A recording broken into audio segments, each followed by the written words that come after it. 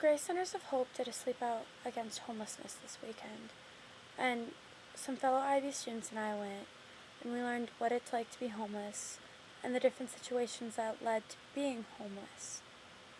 One big thing there was the homeless youth, because the average person there was 7 years old, and we tend to not think of that. We think of them as old men, but that's not the case. And we just need to be aware that it really is all places you go, and it's possibly all people you see affected by this.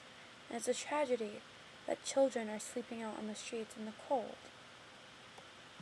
For me, it was especially hard to sleep in the cold because I hate being cold, and here in Michigan it gets pretty chilly.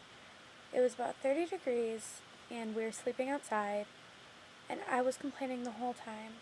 I shouldn't have been, because there are people who go through that every single day and every night, that to suffer through the Michigan winters and falls and the summers when it's just unbearably hot and they have no place to go to get heating or cooling.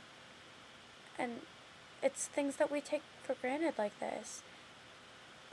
Warmth and comfort and just the love that we get from people around every community, and it's affecting every place in the world, and it's been for quite some time, but we choose to ignore it and just brush it off because it's inconvenient to think about this.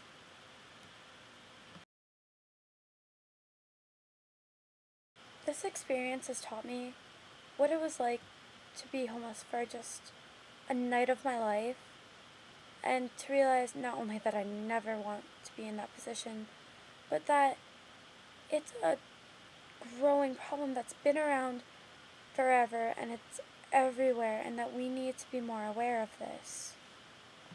I am so thankful to the people at Grace Centers of Hope for the opportunity to step out of my comfort zone and just try to understand what it's like for these people to go through life with nothing in the cold and all alone.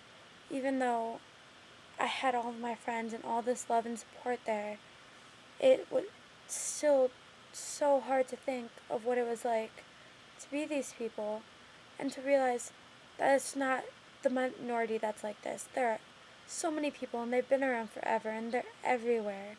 And we need to acknowledge this, and we need to start working together to fix this, and to not judge them because they don't deserve the judgment. And I feel like it's something that needs to always be on our minds and our hearts.